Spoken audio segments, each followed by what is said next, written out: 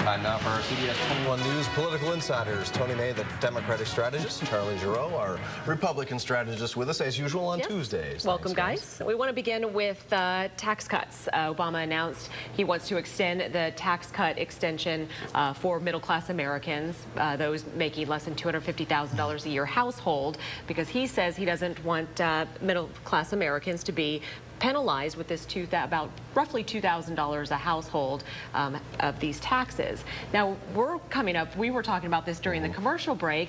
The health care reform, if it does pass and go into law, and middle-class Americans, those very same middle-class Americans, can't purchase the health care, or they don't, they will be penalized roughly around that $2,000. Is there a contradiction going on here, is what we're asking. There are so many contradictions in this, Tanya, that I wouldn't even want to begin to enumerate them. But most important is this. This is a clear indication that Barack Obama has basically given up on his own economy. He said just a couple of years ago that raising taxes in a recessionary time is the worst kind of economic policy. A glimmer of hope, because he was right about that. We're not technically in a recession right now, but every economic indicator is that we are precariously close to one. So if we slip back into recession, is he going to then say game off, we don't want to raise those taxes? This is a bad policy. It comes on the heels of awful, just awful jobs numbers for both June, following on bad numbers for May. The economy is in real trouble. The president's going to try to pivot away from that in any way he possibly can, going back to the old class warfare of saying, let's divide the quote-unquote rich. I saw Charlie $250,000. takes as much time I'm as he filibustering, Tony. I'm time to leave now. Go ahead, Tony. Having people make $250,000 or more in a household actually goes over pretty well with people who make a lot less than that. Well, that's the point. Charlie's making it sound like the president wants to raise everybody's taxes. He wants to keep the higher taxes on those making more than $250,000, which is a very small percentage of the population, and they probably weren't going to vote for Barack Obama anyway. But for those of us who make less than $250,000, there would be a tax reduction. We'd stay at a lower tax rate. Now, Tony, some argue, though, small businesses fall within that $250,000 above that. Well, there certainly are people who are sole proprietorships, who are small businesses, who are under the $250,000 level. They wouldn't pay a higher tax. No, above the $250,000.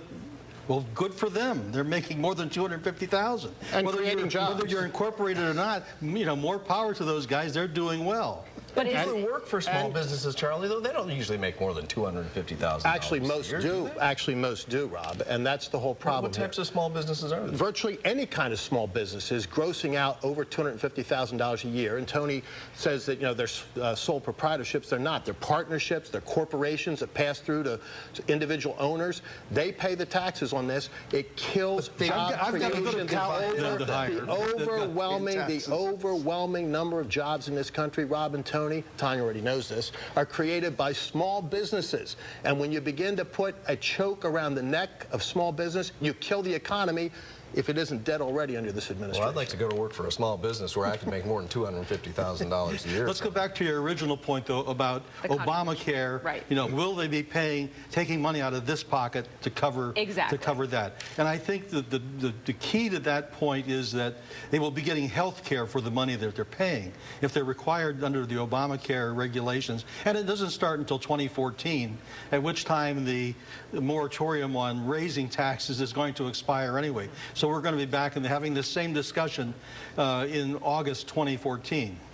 I think we're going to be having the same discussion for a long time, gentlemen. I tell you, it's not helping the divisiveness in Washington, is it, Charlie? Raising taxes, bad economic policy, particularly in tough economic Even on wealthy people is what you're saying. Even on wealthy people, Tony, absolutely. Raising taxes doesn't stimulate the economy.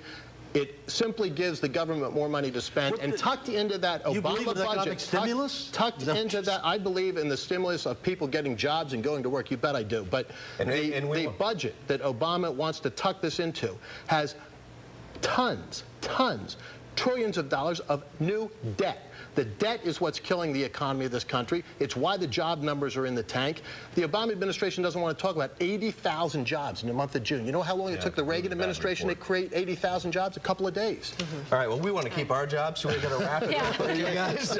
Great conversation. Thank you guys, as always. And you can catch our political insiders every Tuesday right here on CBS 21 News at 5:30.